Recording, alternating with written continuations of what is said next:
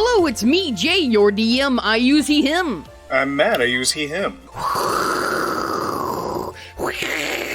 Oh god, Matt! Oh, it's so hard to record in the howling wastelands of the future. Everyone is dead, and we're the last ones left. You complain about my audio, but do you hear what you're doing? Yes, it's so bad.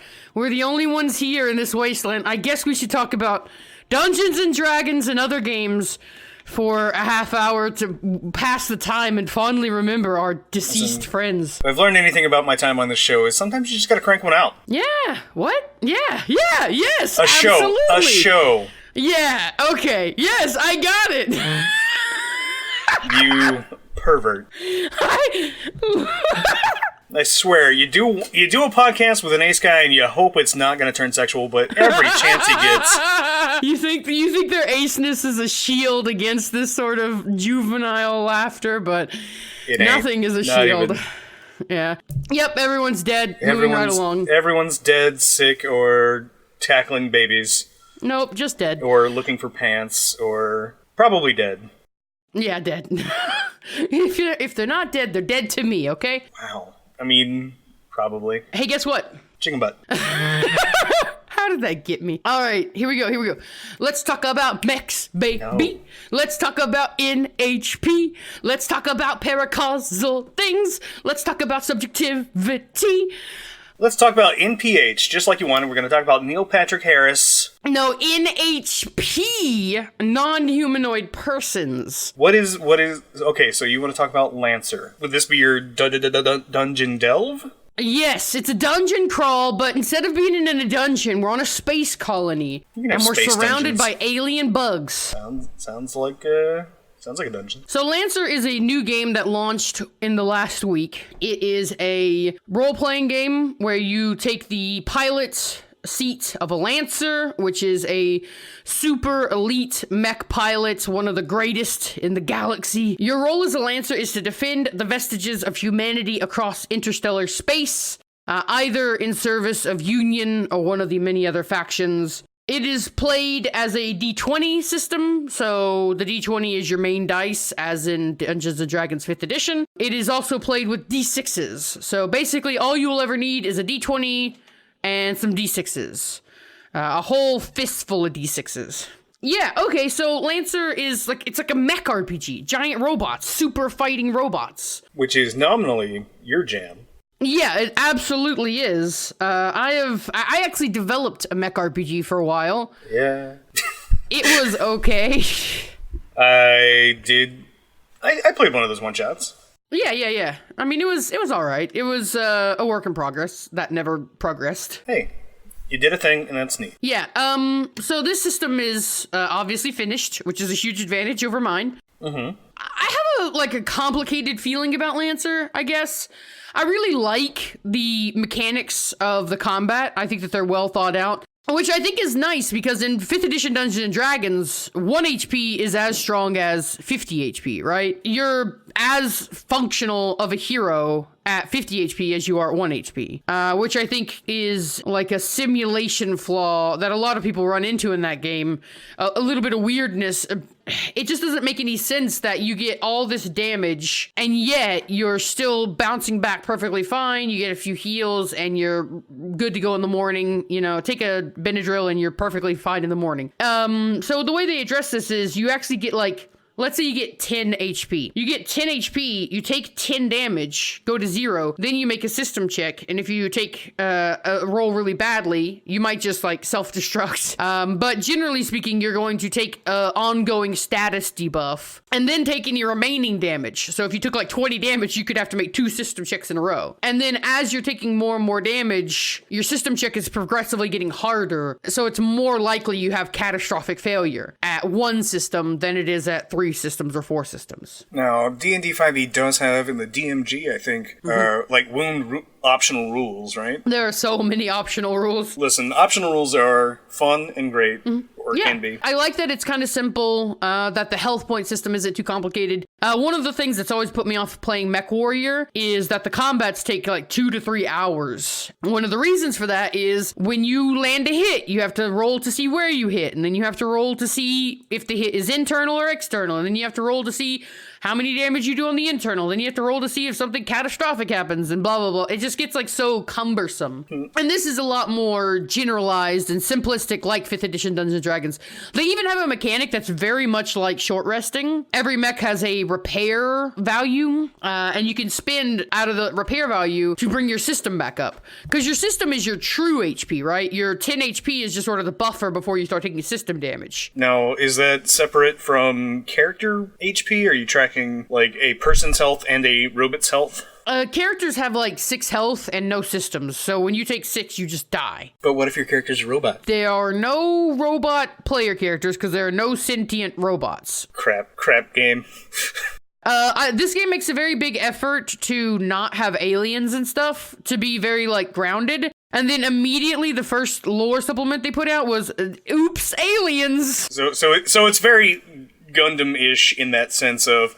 Yeah, it's humans out in the stars. But it's interstellar, not just within the colonies. Now, do you know who's writing this and or doing the art? Matt, I know the answer to that question you just asked. It's Tom Parkinson. They are the creator of Lancer. They're also the creator of Kill 6 Billion Demons. They also have another co-conspirator called Miguel Lopez, who is a fiction writer based out of Portland, Oregon.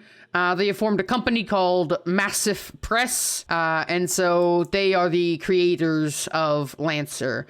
As far as I'm aware, Miguel Lopez is kind of the adventure writer and part of the lore writer, and then Tom Parkinson is the main writer. Okay. But if you know Kill 6 Billion Demons, you know a lot about the setting already and a lot about its art direction and style. And I don't, but Yeah.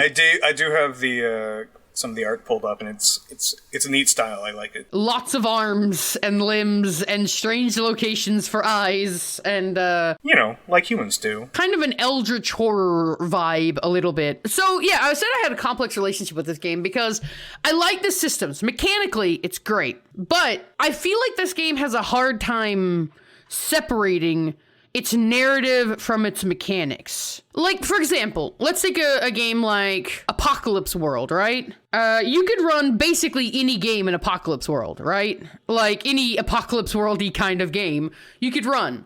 Like, you could change the setting quite drastically, right? Sure. Yes. Has been done. Right, exactly.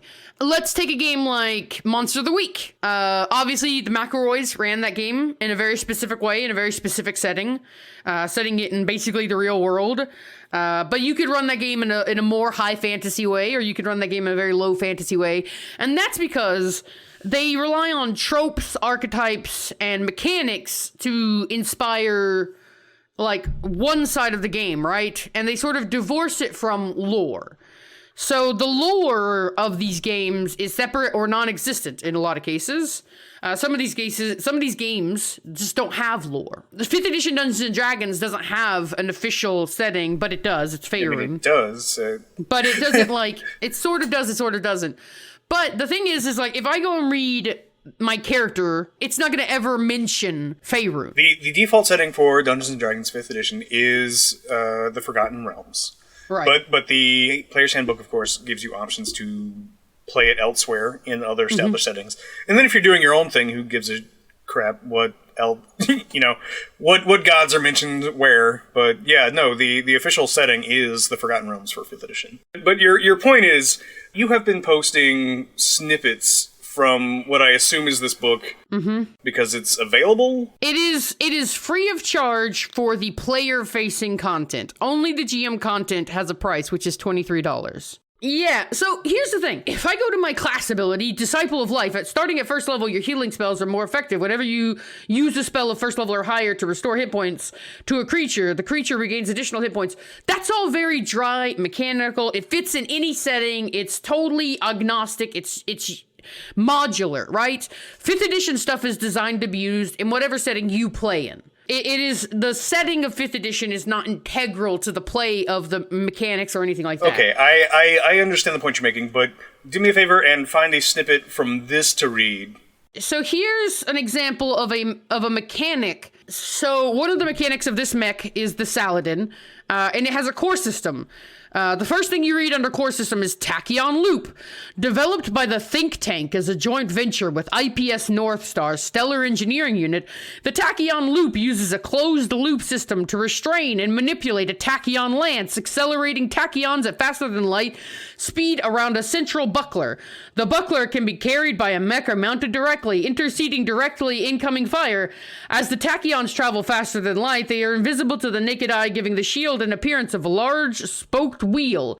And then it goes on to explain the mechanics of the tachyon lance. So here's my issue with this, is like, every single mechanic in the game is like this, where there's a bunch of lore up front. So if I ever wanted to run it in a setting that wasn't the default setting, anytime I sent my players to the book to read their abilities, they would be getting a big dump of lore from a setting I'm not using. It just bothers me. I don't know why that, I hate that. Because you as a DM love your own settings, and apparently just hate all other settings. Well, it's not that I hate all other settings. I want to go do my thing with your thing. Yeah. Here's the thing. I want to be the most knowledgeable person on the world. Because I feel like You're that a control lends... freak, yes. Well, yes, that too. But I feel like it lends a certain verisimilitude to the world. Like, if anybody asks me a question, I can confidently answer them the answer to that question, because I can just make it up if I don't know. But if I'm in Lancer world, then I have to go look it up. And I don't want to. I don't want to have to, like, defer to some other person about the lore of the world. I want to be the supreme authority in my game. I don't want to be, like, deferential to an outside authority. Anyway, I'll clean about 20 minutes of the back and forth. If you would, yeah. Yeah, absolutely. Because while, man, this is a great conversation, but only 10% of it is listenable. Yeah, exactly. So anyway, listeners, you just avoided about 30% of that convo. The incredible time savings are already happening right here, right now. Oh, man. So anyway, I've got this great dungeon delve. Chris Perkins back with Anna Prosser and Nathan Sharp, coming with a new non-DCA game. It doesn't have a name yet, but I think it PAX Unplugged, which will be this week, depending on when you're listening. And it will also have Mika Burton. Shady Penguin, who is, I guess, a Twitch streamer. I'm not familiar with him. He's one of those hot twitching boys. No, those are words. Ooh, you didn't give me an inch. You just let me die on the vine. Jay, do you think the thing you did deserves anything? You could still have rescued me. You didn't have to let me die. No, it was best this way. So anyway, Shady Penguin, Mika Burton, Anna Prosser, Nathan Sharp. Look, the important thing. Look, we don't swearing. How dare? We always swear. Listen, the point is that Chris Perkins is back, and I could not be more happy to watch that man DM. Yeah, it's been kind of a rough go of it with the whole way DCA ended. Yeah, but yeah, no, there was a tweet yesterday where Dungeons and Dragons, like, I guess, officially said, Dice Camera Action will not be returning.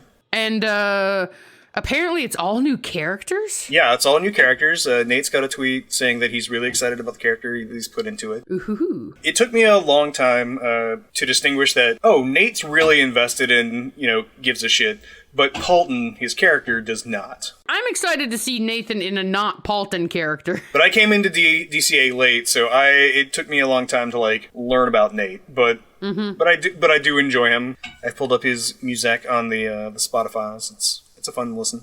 And then Anna's always delightful, and Mika I've seen on Critical Role. Yeah, it was great on Critical Role. Maybe the best guest of season 2. No, my favorite guest character were Shikasto's really good. Shikasta, always great. The smell bag, the lady with the smell bag. Neela Fearbulg Druid. No, not that one. Is the one I was trying to get to. Twiggy was also Keg. Oh yeah, Keg. Ashley Birch. God, I was so close. Yeah, Ashley Birch's Keg was great. Actually, all the guest stars have been great. We have gotten off the path. Yeah, great. I'm excited for all of these podcasts and shows. But no. The reason I'm excited to see Chris Perkins is because the old Ack Inc. is like how I first like heard D&D, like not heard of. I always had books and but I did not know how people like acted at a table, so it was always kind of weird. But like being able to like listen back on those old podcasts was like how I was like, okay, dick and fart jokes happen.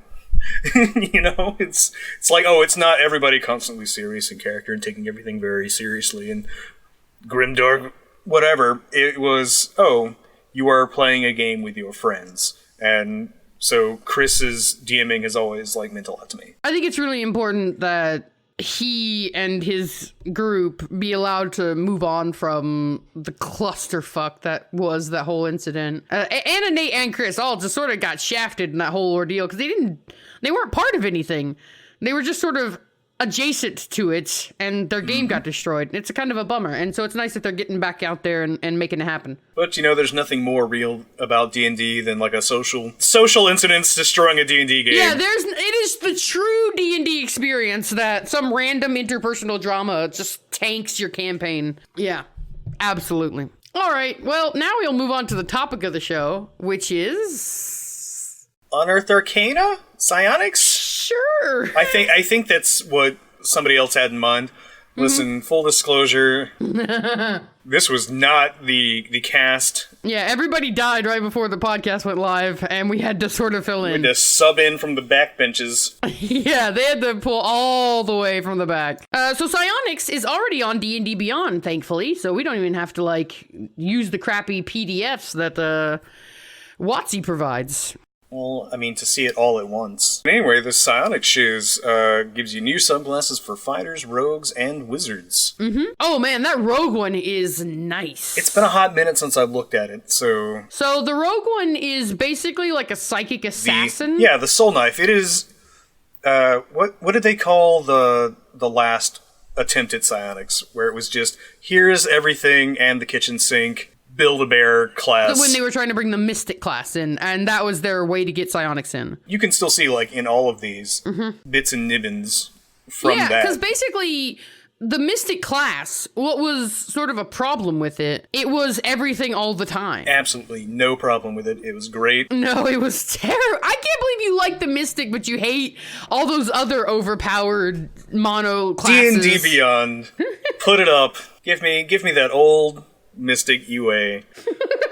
That's not true. I love a good goofy mono class that I can do nonsense with. Let's look at the... Well, we were already talking Soul about Knife. let's look at the Soul Knife. You get Soul Knife gets... daggers. Yes. Fine, you go. No, I insist. You first. Because it will just be me broad stroking it. Yeah, Monsieur. You get mind daggers. With your mind, you can make daggers. Either one on one hand or... Who's the Marvel character who does that? Psylocke? Yes. You are basically Psylocke. My first go-to was Wolverine because he gets the claws, but it's definitely Psylocke. For everything I know about Psylocke, you're definitely Psylocke. Then you get the Psionic Enhancement, which basically just gives you some cantrips and some HP. But you can, you get a choice of things, so you get your knife at third, but then also at third, you get a choice of things that you can switch up on a long rest. You can either speak telepathically. Oh, that's cool. Move 5 feet faster, which I think is the weak odd man out, or your hit point maximum increases by an amount equal to your int modifier, plus your rogue level. So to a maximum of 25, a minimum of 3, I guess, if you have a 2 intelligence. Yeah. Yeah, that's not bad. I mean, I don't think even at level 20, 25 hit points is not nothing. It's significant. No. It's the walking speed increasing by 5 feet just feels like such an odd, sad duck. I agree. Walking speed by 5 feet. I mean, that's really not even enough to worry about. Telepathy seems way cooler, and toughness seems way more mechanically rewarding. I think probably the walking speed is the one that nobody will ever take ever. Throw in some toughness, get yourself... Terrifying Blade lets you frighten creatures and stab people with your in the brain. Psychic Blade. Yeah. No, sorry, that's further down. Psychic Veil lets you become invisible. You literally mask yourself from the minds of creatures. That's That's really actually quite cool. Yep. And you get to use that one a number of times equal to your hand. Yeah, and it lasts for 10 minutes. Which is a long forever. Yeah, basically. I mean, in combat, that is forever, but I mean, obviously you can't make attacks, so you're not going to get the full use in combat. But for like a stealth mission, 10 minutes is enough to do something. It's enough to get in and out. Rend Mind, however, is the big one. At level 17. Sneak attack a brain. Yeah. On a failed save, they take 12d6 psychic damage, and they're stunned until the start of your next turn. Stunned is really crippling. Like, stunned is huge. You automatically fail strength and dex saves. Attack rolls against creature have advantage. A stunned creature is incapacitated, which is just absolutely brutal, because that means that basically you have created a situation where your entire party can wail on this person for 2 rounds, and they can't do shit about it. Very, very nice. Especially if the turn order works out in your favor, where you can get them and then have a while until it's their turn, and then have a while until it's their turn again. Anyway, yeah. So, Soul Blade, very cool. The fighter one is also very cool. The wizard one I don't like. Okay, well, let's go look at the fighter one, and then... Sure, Psychic Warrior. Let's see, what do we have? We have a Psionic Armament, which is both your 3rd and your 10th level feature, which I thought was interesting. I remember reading that, like, the augmented defenses, let's see, creature within 30 feet takes damage. You can use your reaction to roll a d10 and reduce the amount of damage taken by the number rolled. When you reach 10th level, it changes to a d12, which feels bad. Yeah, or, I mean, a d10 to a d12, that's not much of an upgrade. And then your augmented... Either the first dice should be lower, or the second dice should be 2d10. So you get augmented defenses or augmented strikes, and you get to choose whichever one based on a long rest.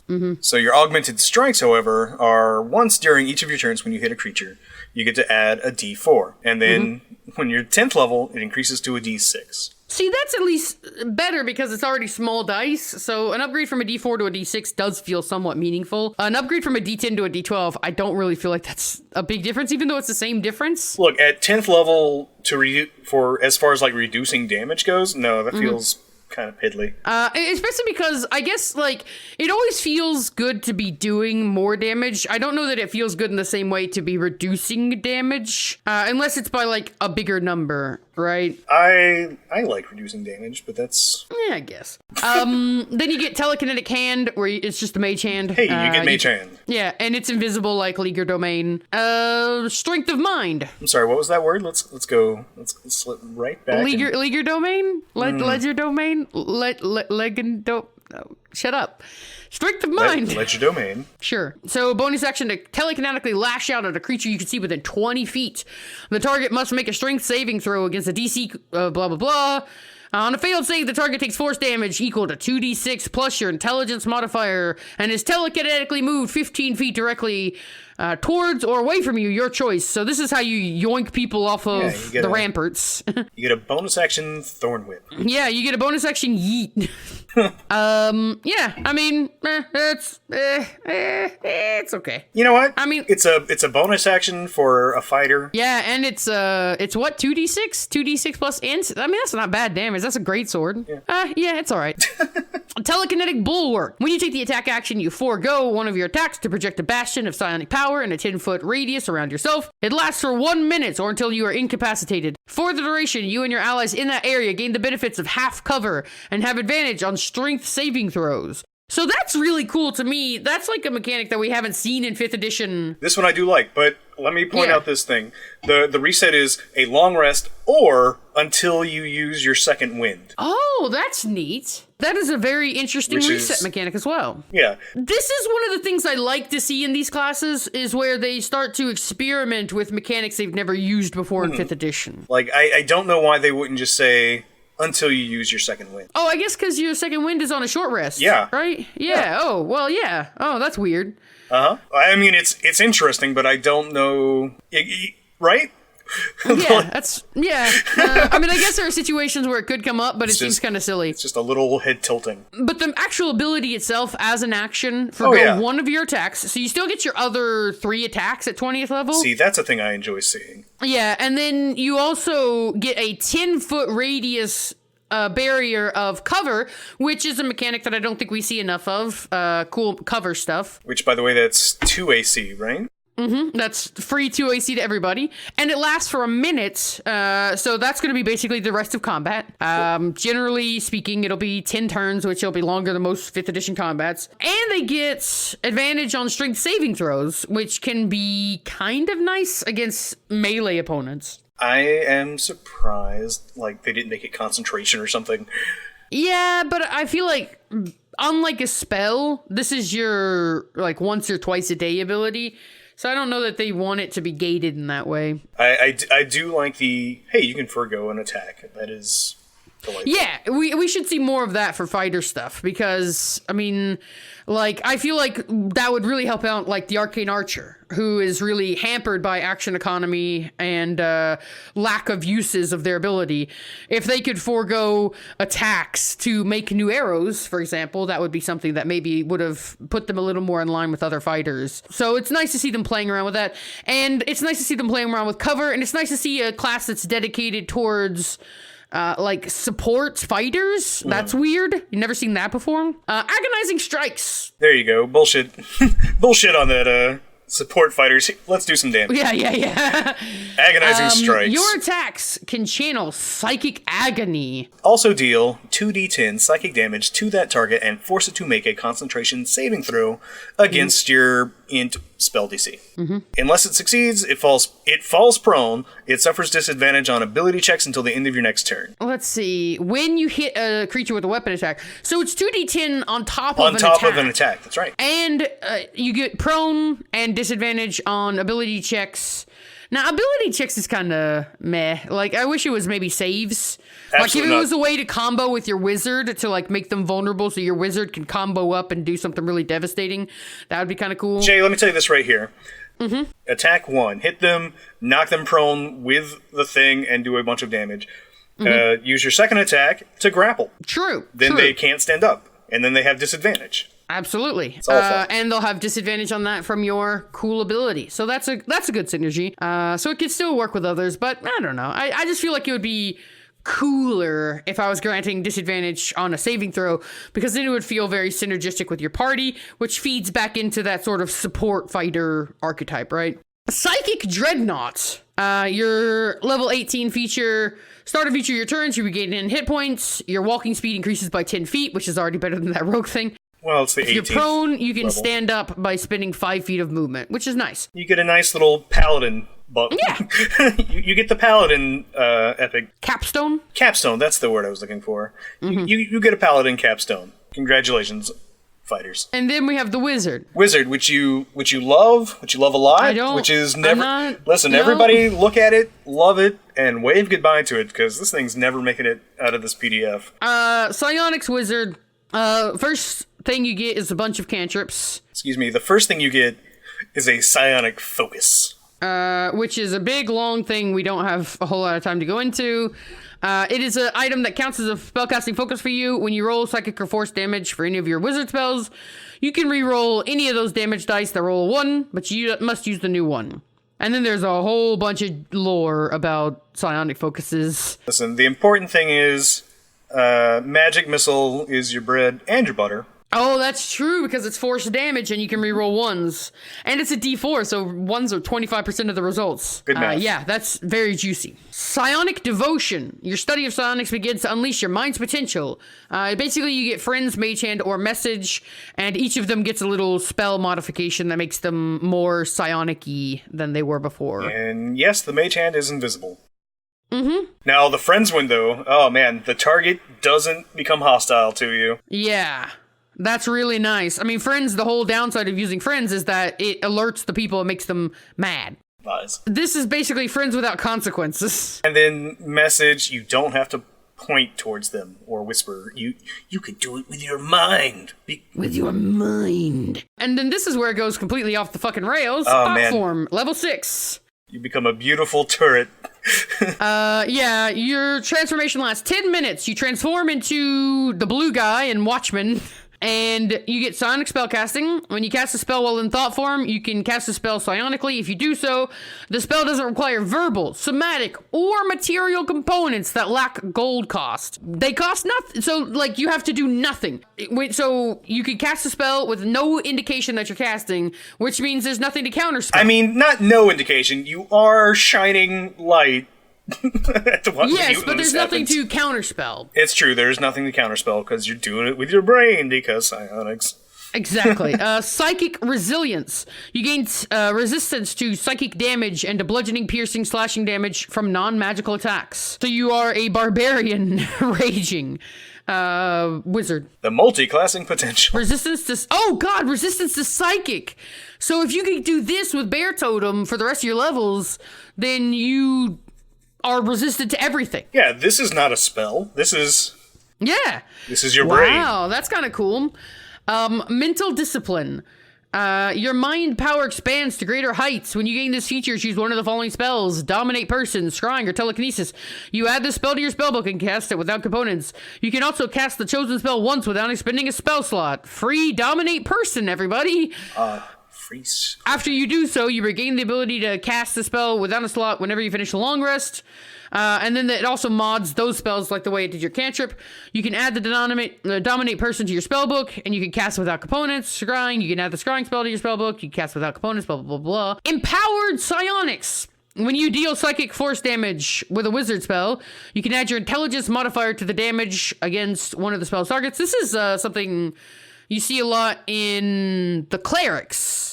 Where they can add their wisdom modifier. Yeah, it's usually the 8th level feature, I think, of most divine domains.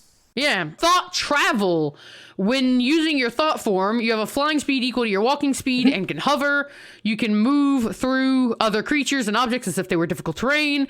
You take 1d10 force damage if you end your turn inside an object. And that is your level 14 and final feature. And then it goes on to list a bunch of spells which are considered psionic spells. Here's thinking with psionics, and they essentially hand you a spell list of, hey, psionics probably use these things. Yeah, these are spells that would be easy to reflavor as a psionic spell. And then they also introduced a bunch of new spells, which... Oh, so many new spells. Some of them are goofy, some of them are great. Please check them out. We will not be going through all of them because... Yeah. So I don't like this class mainly because of thought form. I just don't like this psionicist could literally be underwater with their arms chained behind their back, with a ball gag in their mouth, like blinded in a cone of darkness and silence, and still be casting fireballs. It doesn't matter. A lot of spells don't require line of sight. A lot of spells require you to be able to see a target. Yeah, a lot of spells do require it, but a lot of spells don't require it too. I hate you. But the point is that, like, it's, like, better than the sorcerer, hands down, who gets, like, subtle spell. Well, fuck subtle spell. This is... 10 minutes? It lasts for 10 minutes. 10 minutes. So 10 minutes of just no... just free spells. Free spelling. Free pa. It's so difficult with this kind of stuff because you don't want to put concentration on it because that's like too restrictive, right? Like this is their once a day ultimate, right? You want it to feel juicy. But generally speaking, this kind of stuff you get at level like 18, right before you're done playing the game. Okay, so do you think that if they shifted it around, gave you something else at 2, and then maybe at like they could do 6 empowered psionics at 6, and then this at 10, and that might feel a little better, but I'm not sure. I mean, it's kind of wild. I mean, it's definitely interesting, but like when your other classes are like, well, it's cheaper for you to write shit in a book. Yeah, that too. Like the other wizard classes, like what do they get at level 6? You can turn a gold piece into wood for maybe a minute. Yeah, benign transposition. You can swap places with another player. School of Divination. You can re-roll one of those 2 dice you roll, right? I mean, divination is great. I will never knock it. Yeah, divination is great, but it's great because it's like such a simple mechanic that's so exciting when you get to use it, But right? yeah, but this definitely feels like it's a bit much for second Potent level. cantrip. When a creature succeeds on a saving throw against your cantrip, you still take half damage. Like, that's the level 6 feature for School of Evocation, which was previously, like, the strongest school. That's a far sight different from I become a blue, glowing, hovering, silent, psionic deity man. Now, this blue glow is entirely optional. Feel free to flavor it however you choose. Yeah, true. Green flame. But anyway, that's the psionics UA. Now we'll begin talking about the 13-page class variants. Hold on. But there are also 2 new feats. Oh, Yeah. that's true. We should talk about those. Like, I know we kind of skipped over spells, but basically if it's got the word psychic, mind, or intellect in it, it's a spell and you can do it. Yeah. The end. Now, these feats are... there. First, we've got telekinetic, which you increase your int by 1. You learn Mage Hand as a cantrip, and guess what? It's invisible. Yeah. Which is the third thing in this document that lets you have an invisible Mage Hand. Yeah, and I think that's weird because with telekinetic, like, almost all of the psionic classes give you Mage Hand anyway. So if you were going for that psionic flavor, you would already have it, right? They want you to have that flavor, right? They don't want you to have to, like, buy into it with, like, one of your selections. They just give it to you.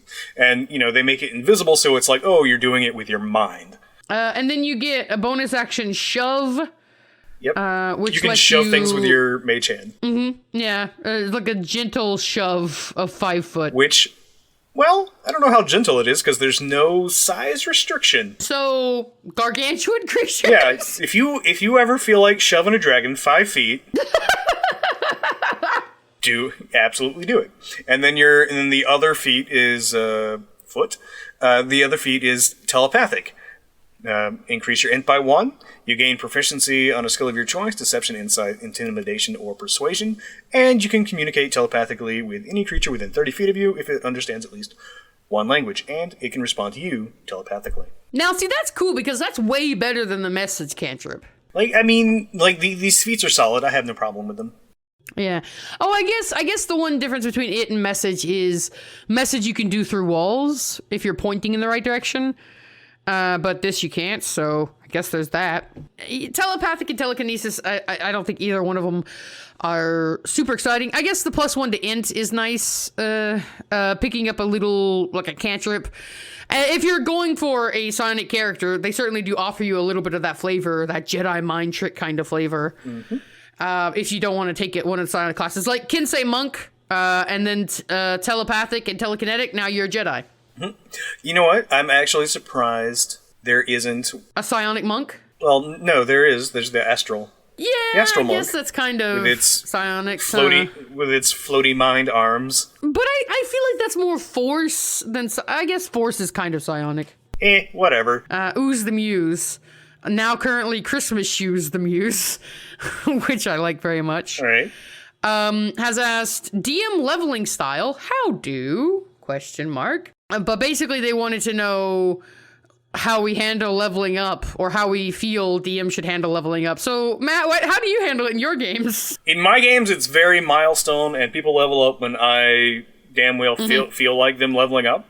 Yeah, that's about the same for me. Listen, I know that tracking XP is fun for some portion of society, but it's not me. I used to do EXP tracking and stuff like that when I first started out. Back in Pathfinder, I did EXP tracking.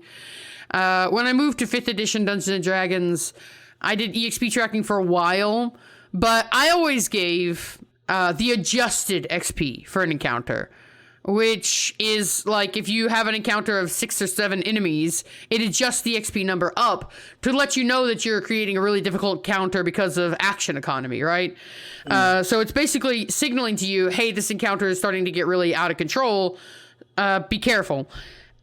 And I would always reward based on that. And it took me like 2 years to learn that that's actually, you're only ever supposed to reward the total XP and not the adjusted XP. The adjusted XP is purely for balance focus. But I felt like the normal XP was so low and it would take forever to level up. So I was like, I'm just switching to Milestone. I like leveling up. I like playing games where people level up. I like people hitting those mid levels. And my games generally only go maybe a year, 6 months.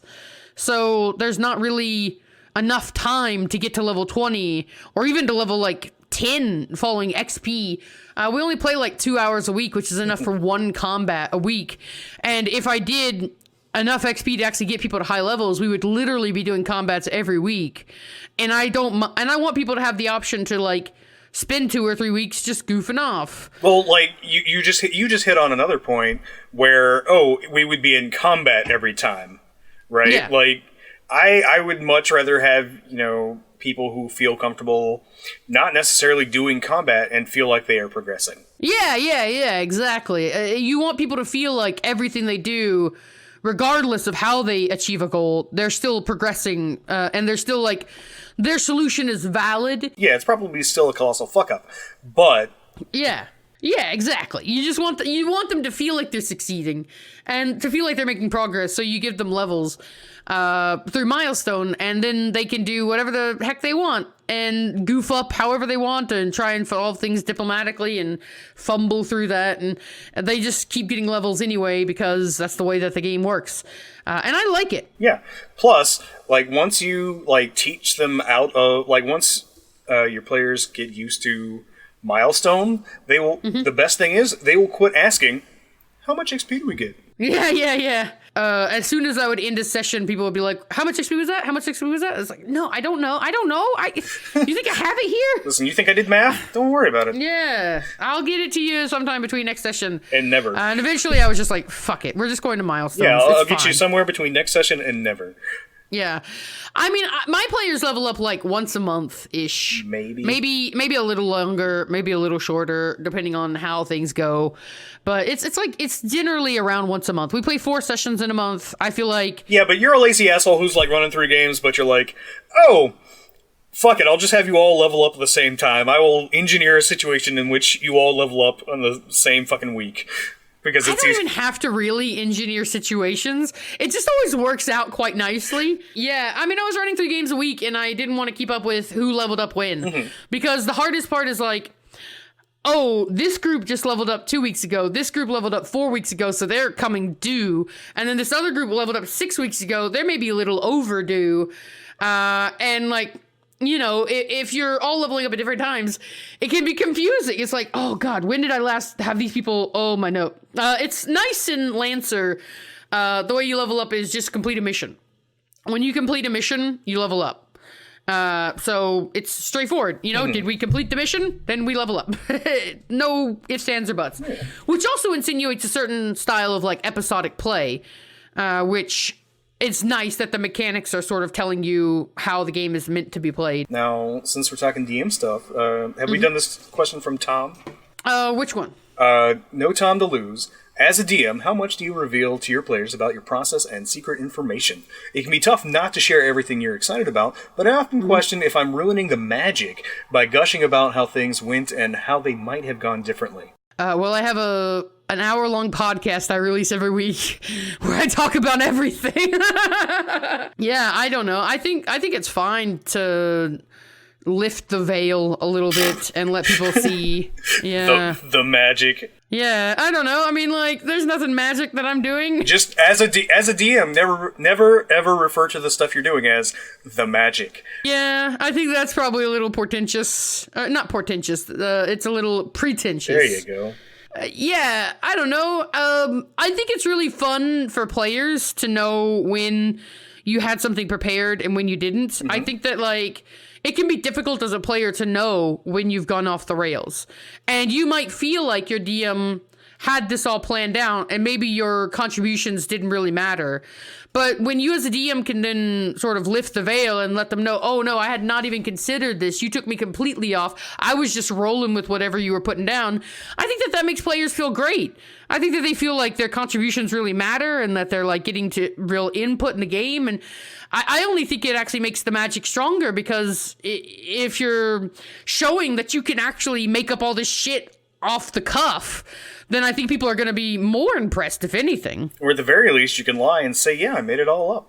Right there on the spot. And then you sound like a genius. I think that there's a certain pressure that we put on ourselves as DMs to be perfect in reacting to players and to keep up a mystique of what is and isn't planned, and like to make ourselves seem like we're perfectly prepared for everything. But I just don't buy into that. I am a human being, and I am shitty at stuff sometimes, and my players know that about me, and that's okay. I don't think that it just takes the pressure off. But yeah, I think if your players ask, or if there's just a neat thing you want to talk about it, because it's your game too. Yeah, and like it's just a game. It's not. We're not selling this as a novel, or like, I mean, some people I guess are selling their games, but for the most part you're not. And so there's no real need to make it seem any more grandiose than it is. It's just a game. We're just playing a game, guys. Sometimes you take things in a weird direction I didn't expect, and I'm reacting to that, and it's fun. And I think it's fun for players to know that. And sometimes you have everything planned out, and it went all exactly according to plan, and you want to gloat about that. And yeah, that's fine that's too. it right there. That's the sum total of it. You want to gloat, and that's okay. And then the last question we've got in the tank, and then somebody else is going to have to go drag for others. The drunk phytologist, DP, our good friend, has asked for help from her game. I have made a grievous error in judgment and gave one of my players an incredibly overpowered magic item. In this example, a cloak of invisibility to a rogue. Suggestions? Please help. Just fucking break that item. Yeah, just cut a hole in it. Yeah. Just in the next combat, an enemy crits against this player mysteriously, and they sure did cut a hole in that magic item, and now you're gonna have to take it to some special weaver who can get it fixed, but they need the golden thread of Vishkagar, and now you have to go and get that from some cave spider. It could be a whole fun side quest. Yeah. Now, yeah, but I think the issue with the Cloak of Invisibility is, hey, you get to be invisible, and it doesn't break. It doesn't break when you attack, and you get to use it for like 2 hours. Yeah. So. The real answer to this is, like I said, either break it and then have it be like a in-character mission where they go and restore it. And then it at least feels earned, right? Like, at least then if your characters went through this whole process to get it and it's like their signature item, then it feels like a cool thing that they earned and not just like this burden that you as a DM have placed upon yourself. Alternatively, just talk to the player and be like, hey, listen, I didn't fully read this item beforehand, and it's proving to be a bit disruptive to the game, and it's allowing you to outshine some of your co-players in a way that's not fun. So I want to nerf this item to this, but in exchange, I'll give you some other cool trinket or tool that can help you do stuff in a way that's not so disruptive. Yeah, like breaking it, like we can laugh about breaking it, but like you definitely don't want to just... oh yeah, your shit's fucked, and because that can definitely bring about some like ill feelings. Like we said in the previous question, though, there is no magic to DMing. You don't have to like. The story is not sacred. We can interject ourselves outside of the narrative and just change things.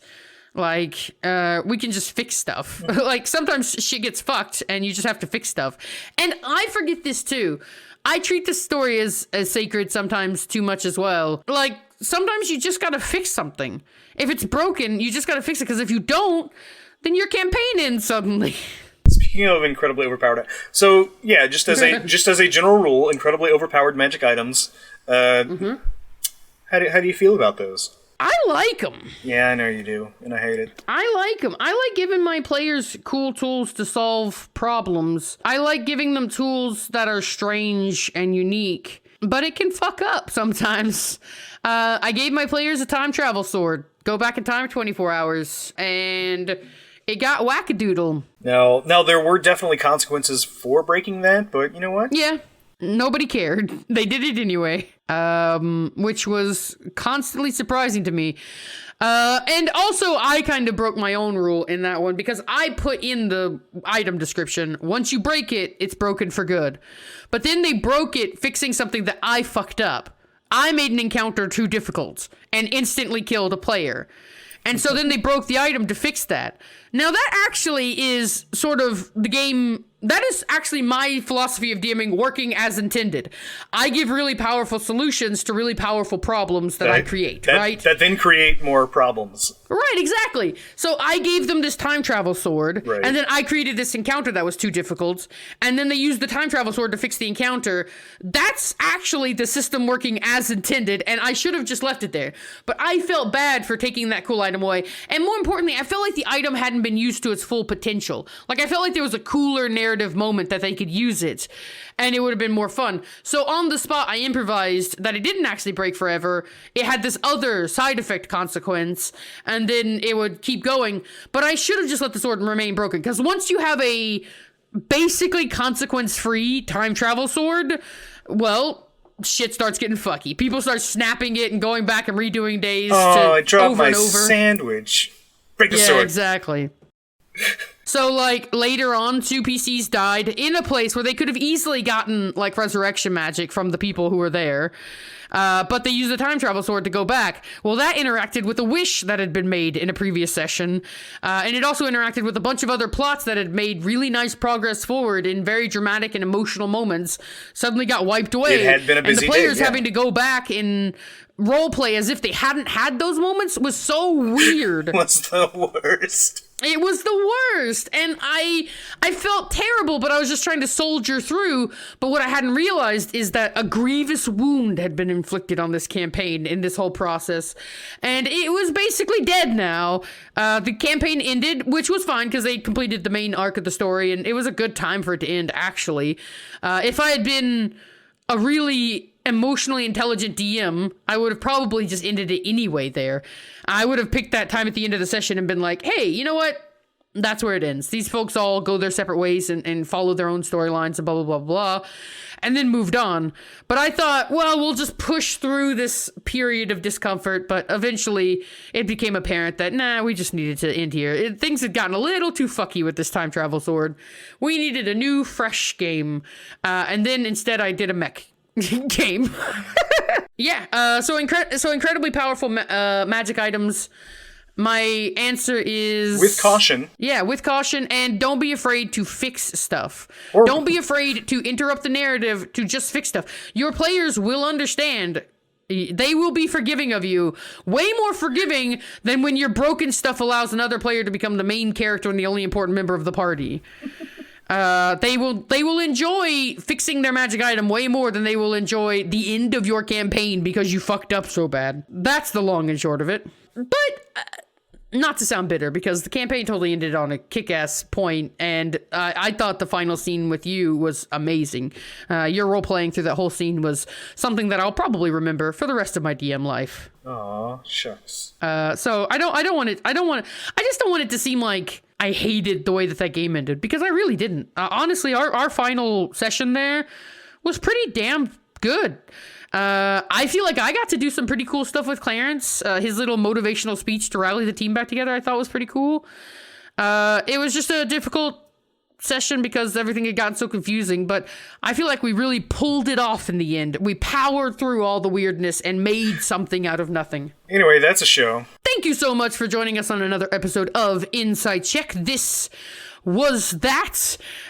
If you enjoyed it, please leave a review on Apple iTunes or Podbean or your podcast review site of choice.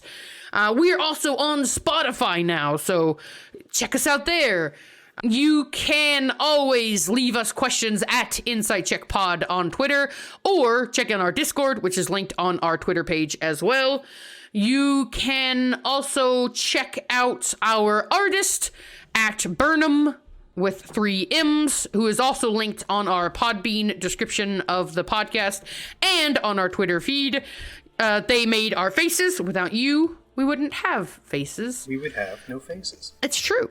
And we'd also like to thank Vinswept for our music, Never Stand Alone, which we use for the intro and outro, and have for over 100 episodes.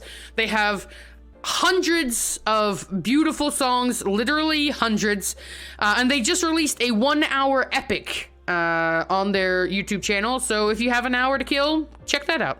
Okay, but does Vinswept have Christmas music? They do, actually. They have Christmas and Halloween music. And as always... Answering your collective cues. Answering your cues from And our your collective A's. Look, I'm gonna not... Yep. You do it again. Answering This your... is how you learn. I don't want to. I already messed up. Answering your cues from our collective A's. This Was... insight. Check.